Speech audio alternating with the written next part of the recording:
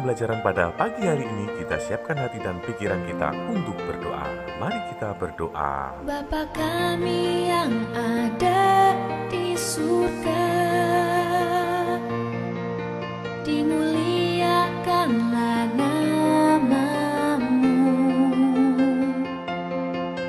Datanglah kerajaan-Mu, jadilah kehendak-Mu di atas bumi seperti di dalam surga. Berilah kami rejeki pada hari ini, dan ampunilah kesalahan kami, seperti kami pun mengampuni yang bersalah pada kami. Dan janganlah masukkan kami ke dalam pencobaan, tetapi bebaskanlah kami dari yang jahat.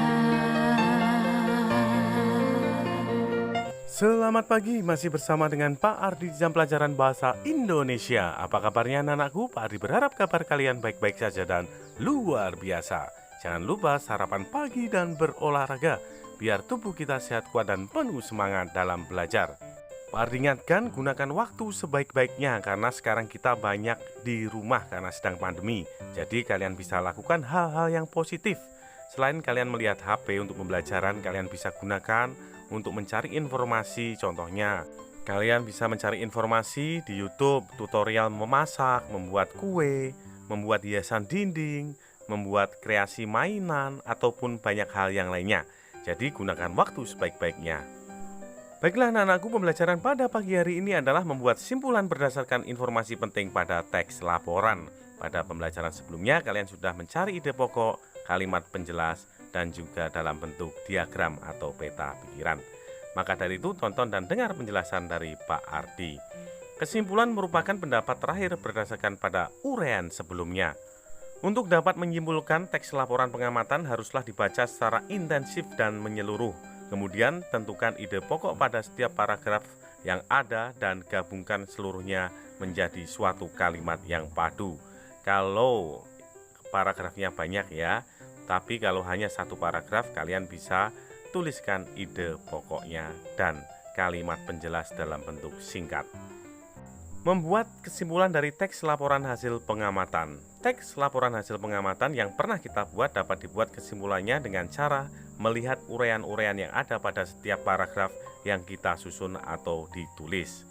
Paragraf adalah kumpulan kalimat-kalimat atau gabungan beberapa kalimat yang saling berhubungan satu sama lain.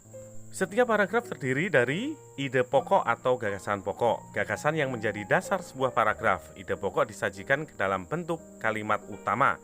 Kalimat utama biasanya terdapat di awal paragraf, akhir paragraf, dan juga awal dan akhir paragraf. Kalimat penjelas dan gagasan penjelas yaitu kalimat pengembang yang menjabarkan atau menjelaskan kalimat utama. Selain kalimat utama itu adalah kalimat penjelas. Perhatikan contoh berikut ini, kita baca bersama-sama ya paragrafnya. Satu ciri makhluk hidup adalah bergerak untuk memenuhi kebutuhan hidupnya. Manusia dan hewan adalah makhluk hidup yang dapat bergerak aktif, yang merupakan gerak berpindah tempat dengan alat gerak, seperti kaki, sirip, atau sayap. Berbeda dengan tumbuhan yang tidak dapat bergerak aktif karena tidak berpindah tempat. Gerak pada tumbuhan tersebut disebut gerak pasif. Nah, sekarang kita cari ide pokoknya dulu. Nah, ide pokoknya adalah makhluk hidup bergerak. Didapat dari mana? Didapat dari kalimat utama. Kalimat utamanya ada di awal paragraf, yaitu satu ciri makhluk hidup adalah bergerak untuk memenuhi kebutuhan hidupnya. Kalimat utama ada di awal paragraf. Kita ambil intinya atau singkat, yaitu makhluk hidup bergerak. Itu ide pokoknya. Sedangkan kalimat penjelas adalah kalimat yang bukan kalimat utama atau kalimat ide pokok. Untuk kalimat penjelasnya kalian bisa singkat ya, seperti contoh berikut ini. Manusia dan hewan adalah makhluk hidup yang dapat bergerak aktif, sedangkan tumbuhan hanya bergerak pasif. itu adalah kalimat penjelas. Kalian bisa persingkat. Jadi setelah dapat ide pokok, kalimat utama dan kalimat penjelas, kalian bisa simpulkan paragrafnya, yaitu: satu ciri makhluk hidup adalah bergerak. Manusia dan hewan bergerak aktif sedangkan tumbuhan bergerak pasif. Itu tadi ya kesimpulan dari contoh paragraf yang Pak Ardi sampaikan. Mudah kan? Kalian temukan kalimat utamanya, lalu singkat menjadi ide pokok, lalu temukan kalimat penjelasnya.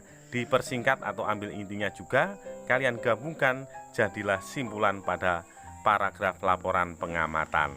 Itu tadi penjelasan singkat dari Pak Ardi, semoga kalian bisa mengerti dan memahami. Saatnya mengerjakan tugas.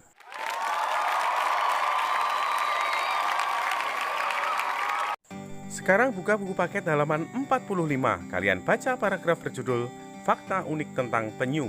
Lalu tuliskan simpulan pada paragraf tersebut. Ingat caranya seperti apa? Kalian temukan kalimat utama, lalu singkat menjadi ide pokok, lalu temukan kalimat penjelas, kalian gabungkan, jadilah simpulan. Selamat mengerjakan anak-anakku. Baiklah anak-anakku, pembelajaran pada pagi hari ini sudah selesai. Kita tutup dengan doa bersama. Mari kita siapkan hati dan pikiran kita untuk berdoa. Dalam nama Bapa dan Putra dan Roh Kudus, amin. Tuhan, kami mengucap syukur atas berkat rahmat yang Kau berikan pada pagi hari ini. Kita telah menyelesaikan pembelajaran pada pagi hari ini. Semoga Tuhan memberkati dan menyertai kita, menambah pengetahuan kita.